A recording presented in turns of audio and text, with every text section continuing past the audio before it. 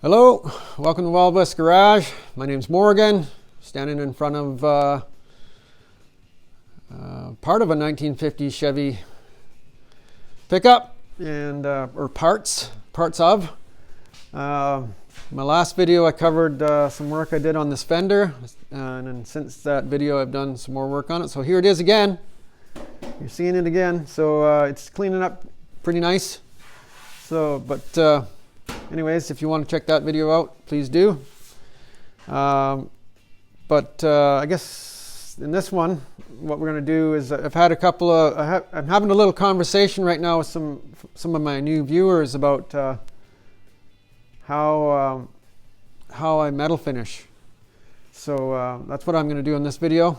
And I'd also like to thank Kyle from Carter's Auto Restyling for helping me out since he mentioned me in his last video. I think it was it came out 2 nights ago, I guess.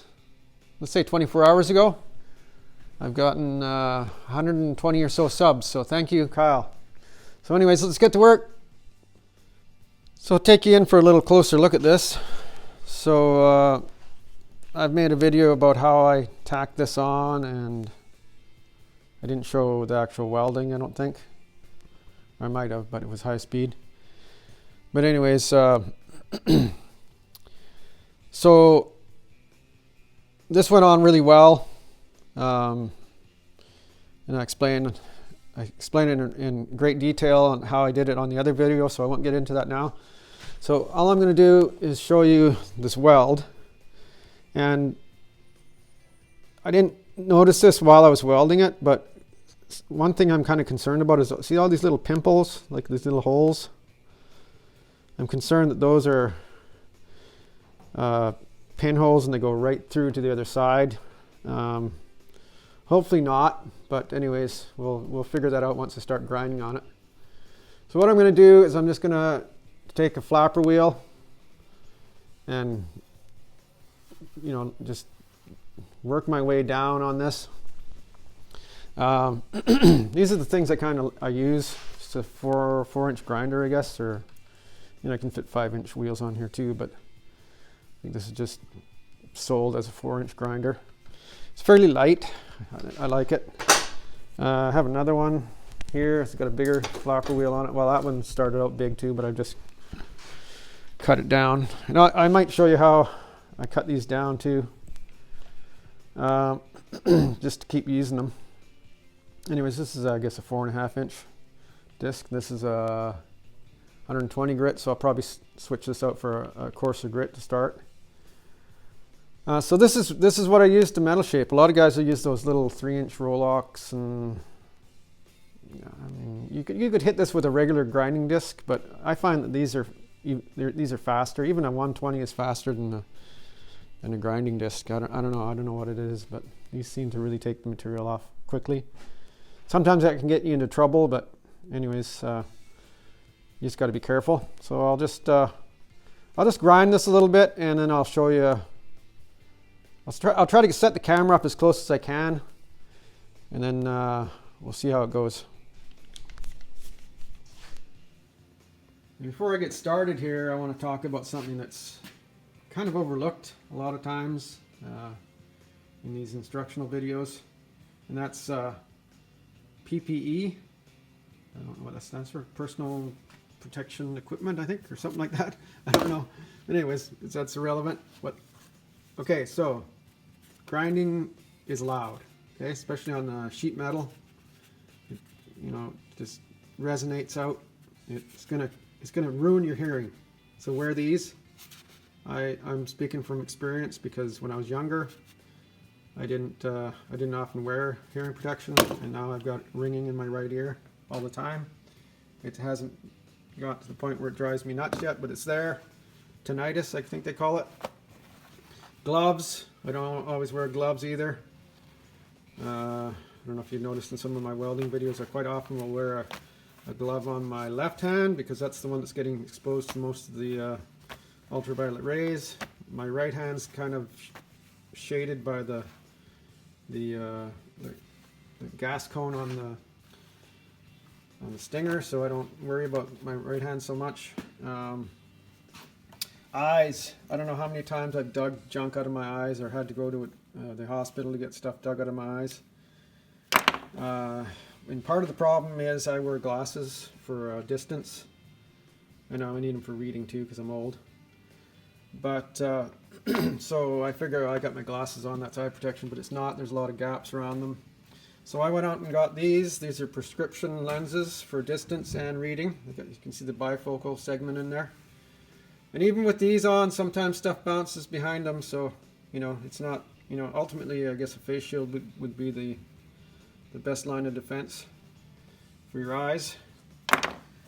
And then your lungs.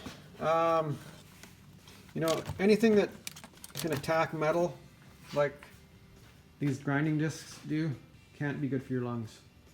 And so when you're grinding metal off, you're also wearing down, as you can see, these things, and all this junk that's on here is going up into the air and you're breathing it in. So you got to protect your lungs too. And then I also went to the trouble of building this thing. I've got a video on that, and you can see how much junk has gone into those filters because they used to be white. See how white the side strip is, or the frame of that filter is there? That's how white these filters were when they went in there. So this machine, I've only had it running in the shop here for maybe, I guess, I don't run it continuously, but I run it, you know, anytime I'm doing any grinding. And so it hasn't got a lot of hours on it yet. So you can imagine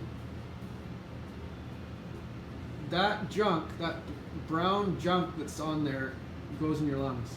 And I know that because even though I have this thing running in my shop and I wear a respirator most of the time when I'm grinding, I go in the house and blow my nose and all this crap comes out, and you know, I'm hacking it up. So guys and girls, got to protect your body. It's not worth it. It's you know, my last issue with an eye thing was I had to go to a specialist to get a chunk dug out of my eye, and that's never fun. So since then I bought these, and I've been wearing them pretty much religiously since then. So anyways, look after yourself. I'm just going to start with these. I've got 3 well-worn zip discs stacked together here. I'm just going to start out with those and get this, you know, roughed out.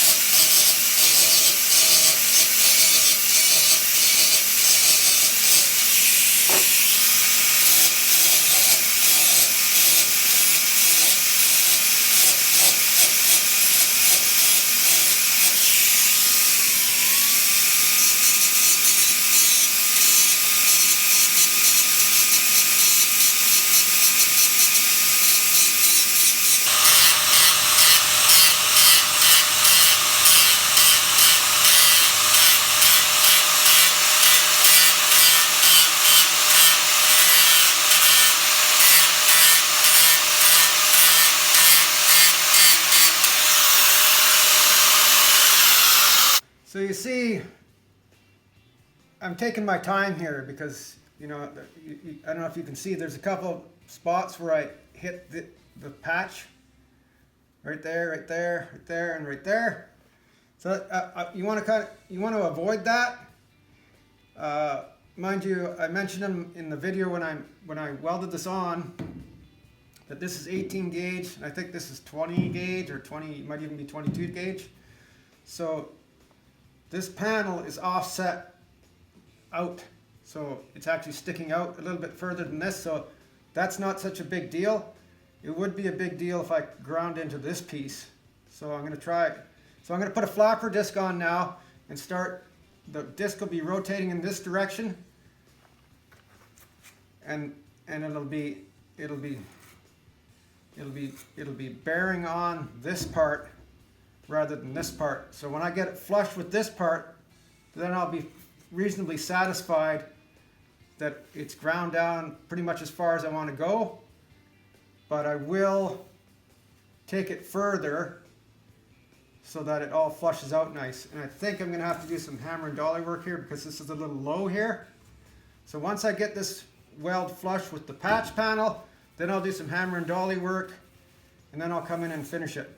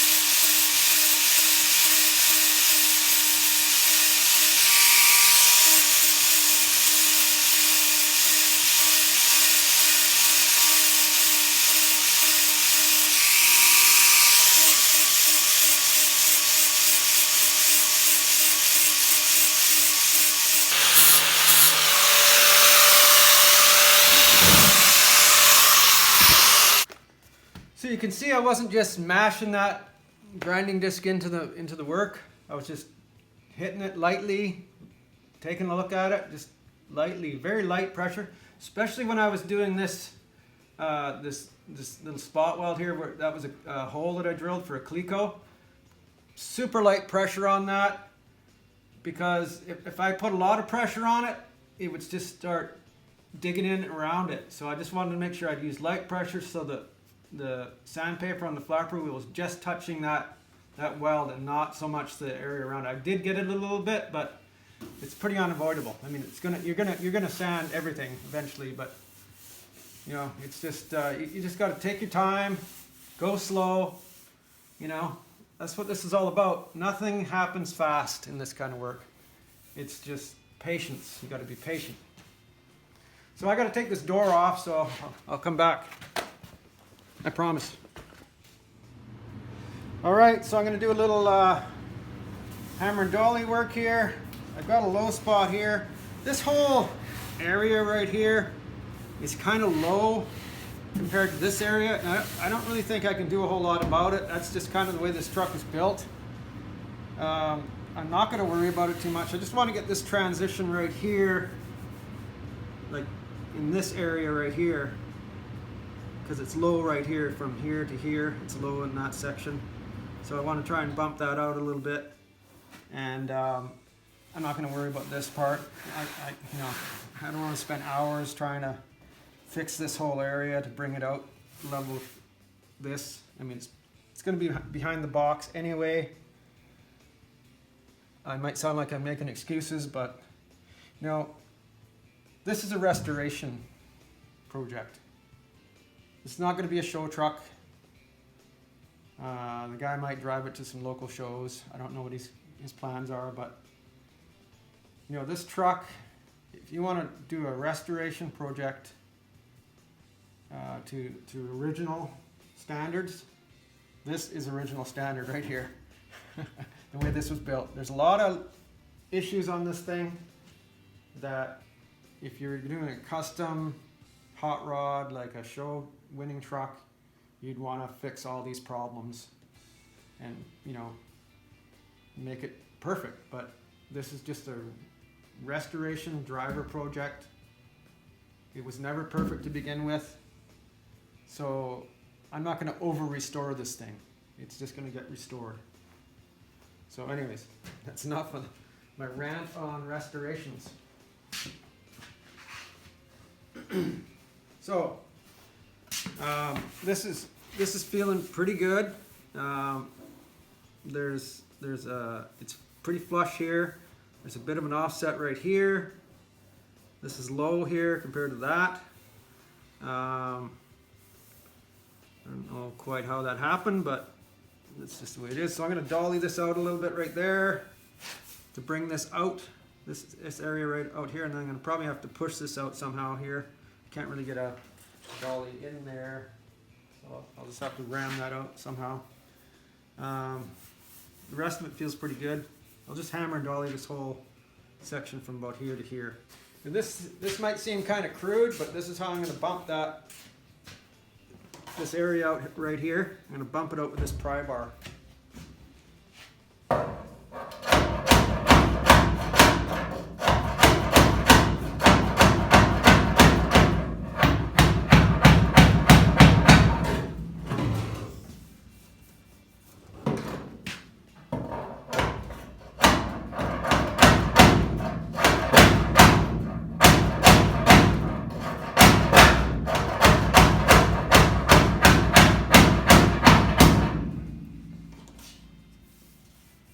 It's working.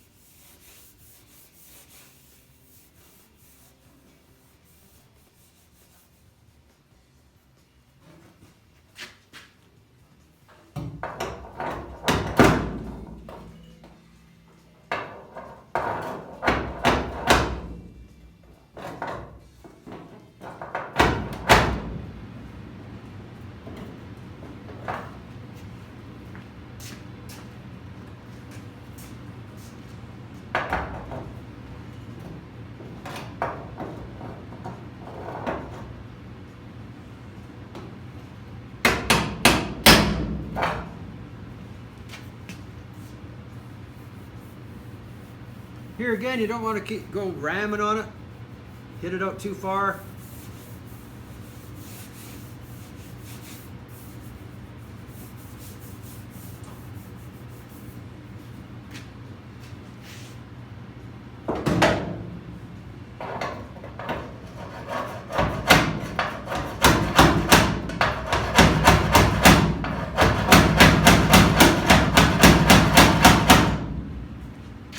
Trying to hit it right on the weld seam. See, I've got a pinhole right there. I'm going to start dollying this out now. So because this is pretty flat here, I've got a fairly flat dolly. I've also got this excavator tooth. I think these are 15 bucks. So I've smoothed off one side of it here. If I wanted to spend more time, I could smooth off all these sides. I probably will eventually, but pretty cheap dolly. This is hard steel. And then I've got my new favorite hammer. This was I got a video that I made on converting this hammer. It had a square face here with a kind of a meat tenderizer thing. It's supposed to be a shrinking hammer. Never really got onto that. It's kind of a gimmicky thing. So I cut that off, welded it on here and shaped it into this. Did a bunch of welding on it, and my new favorite hammer. I hardly ever reached for this hammer before I did this modification, but it's my go-to now. I love it.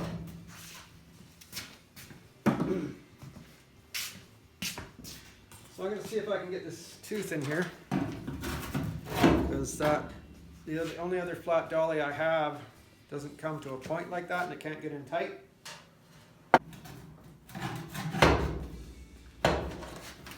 This is kind of awkward. I can't really hold on to it too good.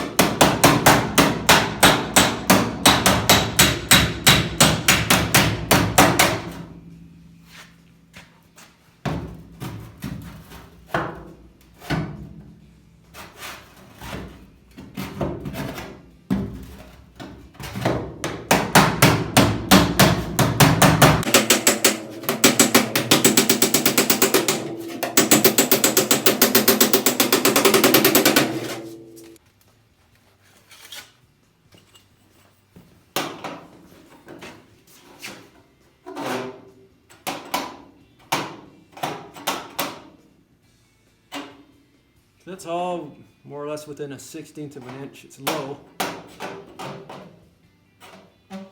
It's all touching there. You'd think by,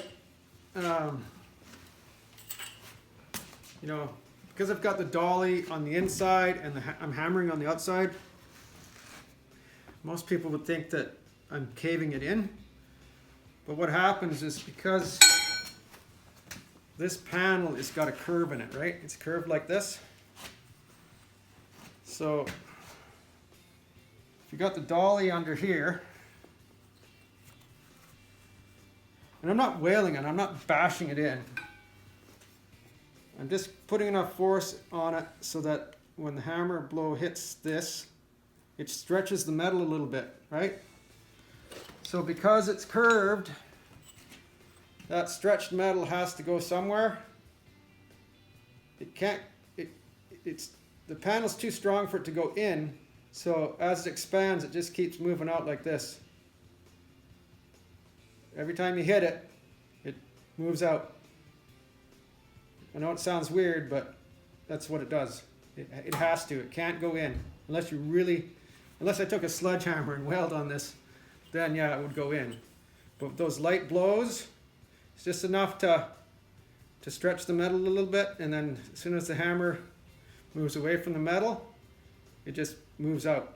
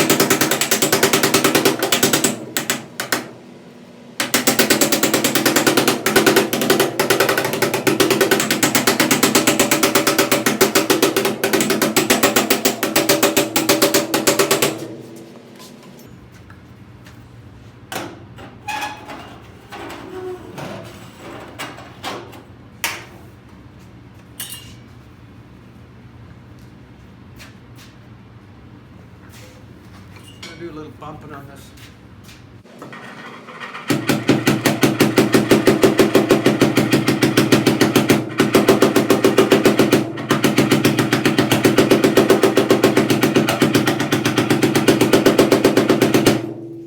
I can't hold on to the dolly well enough in there to really get any good action on it.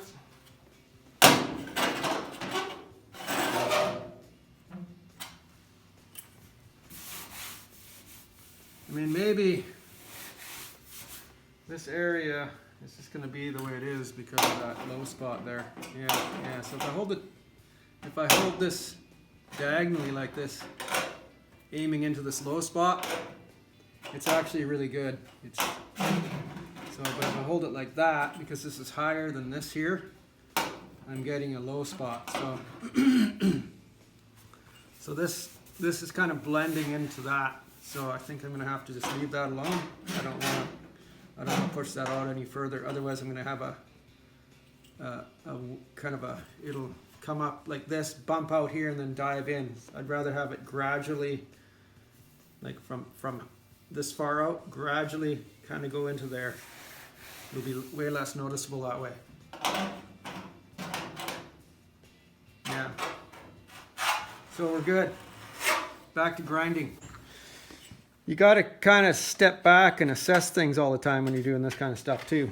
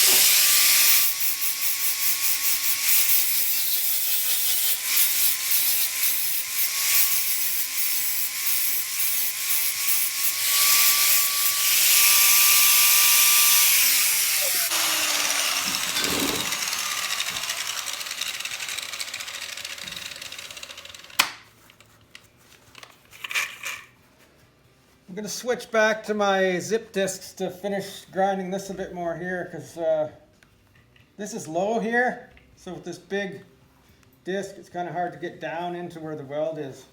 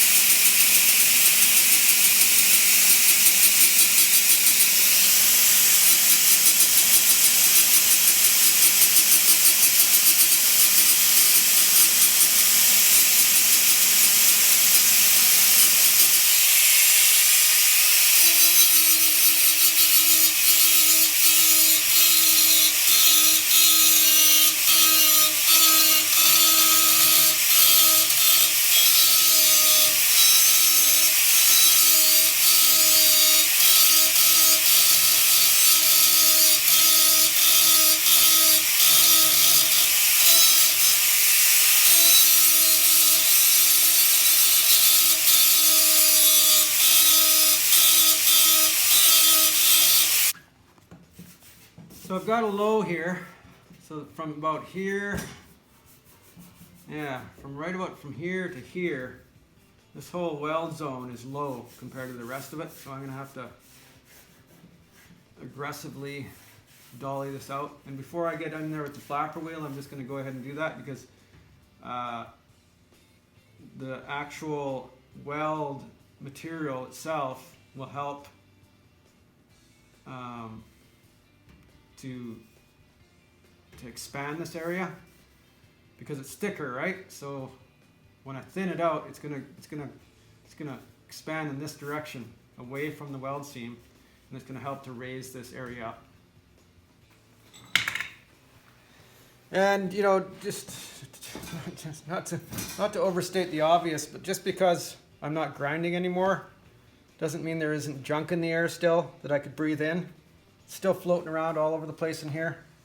So I should put my mask back on. This is a higher crown dolly, and it'll work better in this corner. And plus the hits will be more concentrated, so it'll help to move the metal up faster.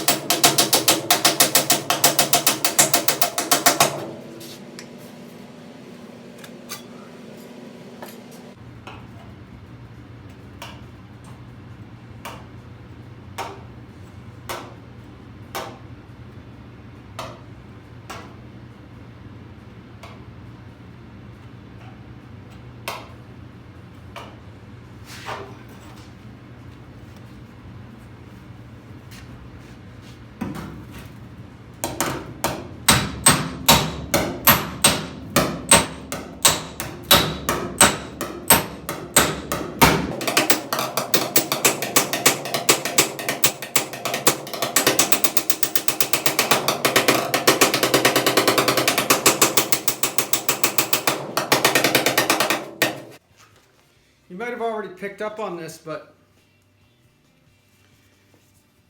when you're using a hammer and dolly, I'm just going to strike this directly. You hear that? That nice sharp ringing sound? So when I put this in here, usually what I'll do is I'll hunt for that. There it is, right there. You hear that? That hammer on dolly right there. This is hammer off dolly. All that's going to do is dent the metal in when if I hit it too hard there. So what I'll do is I'll go in and then hunt for the dolly, right? Off dolly, on dolly, because this is where it's going to do the work.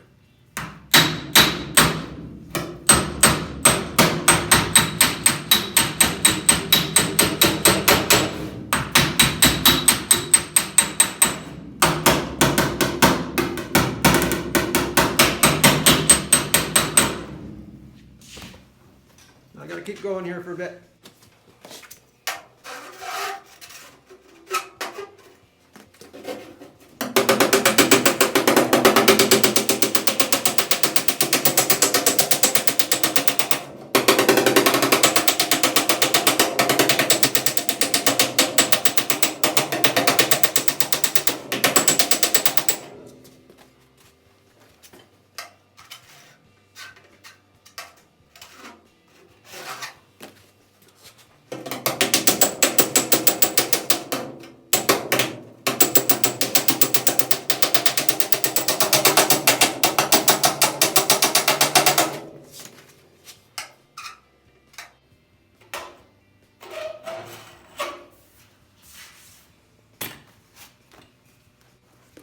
bring it in for a closer look. You can see what happened to this metal here. See that? You can see how it's kind of burnished. I guess that's the right word.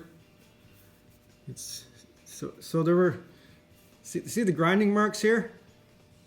And then you don't see them here. This is where the hammer was making contact and stretching the metal. That's right on the weld seam there. That is the weld. So the weld was high. So yeah, you can see the scratches here, but you can't see them here. So that the finish on the hammer, the smooth finish on the hammer, printed onto the panel, and basically, you know, it smoothed it out. So this is as smooth as the finish on the hammer is now. So you can see how it's taken the grind marks away on this part too. So that's all out to where I want it now. So I'll just finish grinding this part. I see there's a little dent here, so I'm gonna fix that right now too. Oh, sorry, I didn't know if you saw that. Where is it? Right here, there's a little dent. So I'll bump that out and maybe do a little bit more hammer and dolly work here. And then I'll go ahead and grind that. So if I hold the tip of this on that low spot, where that little dent is right there, if I can get the right spot, that is.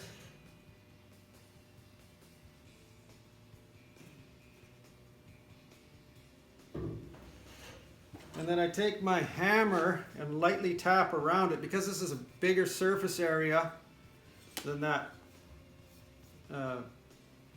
bar.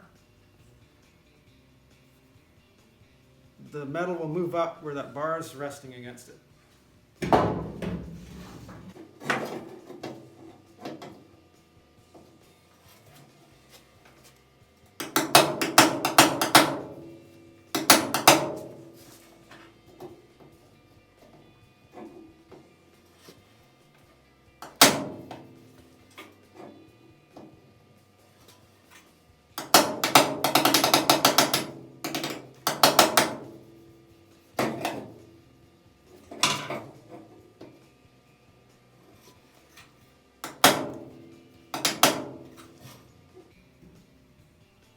Of course, every time I hit it, it moves around, so I gotta be careful.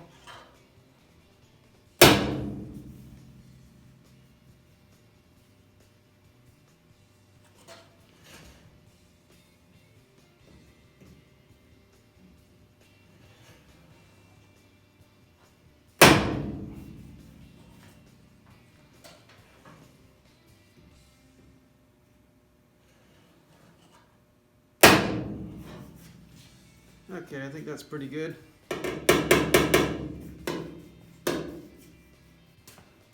I'm going to go back to the flapper disc.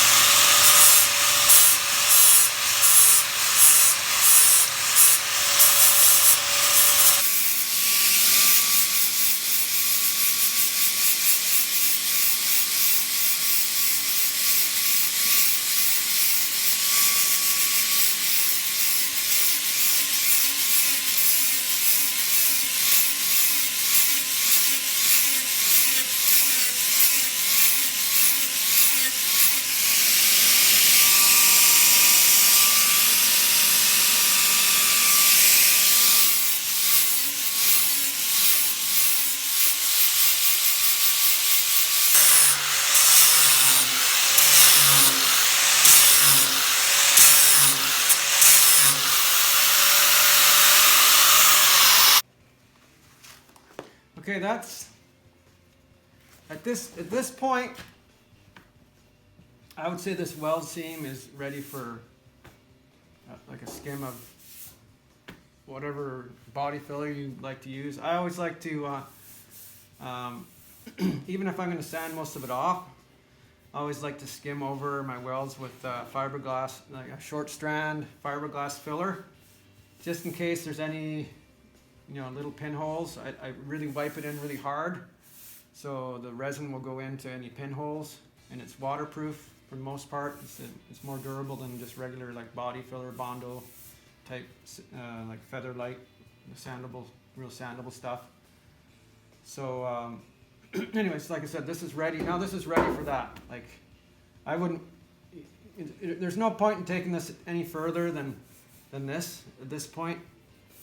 If you're gonna body fill it, and that's, you know, I am gonna body fill this, but for this video, for the purpose of this video, I'm gonna take this further and get this to the point where it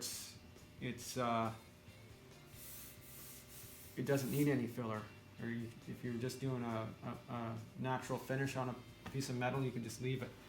I'm noticing right here that all along this top of this weld seam, it's low. I'm going to see if I can bump that out a little bit more right there.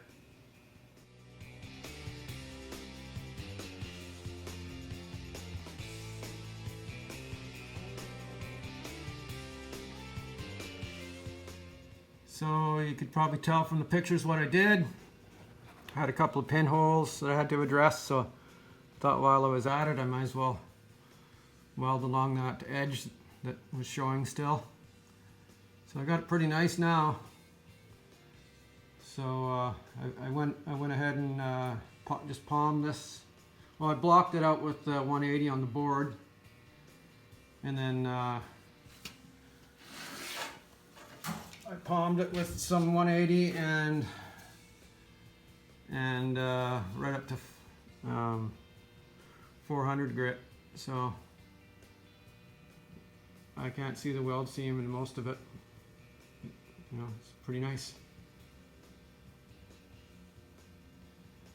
So anyways, there it is. There's the finished product, and that's, you know, kind of the stages, right? Welding, the grinding with the flap or the zip discs, and then into the flapper wheel work, and down onto finished.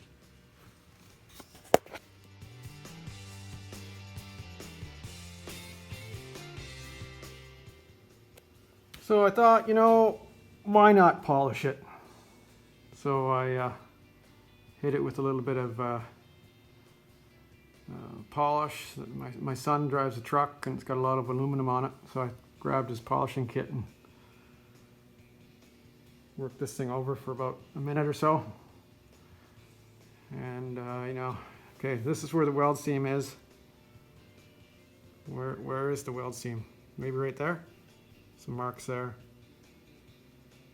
There. Anyways, that shows you what you can do.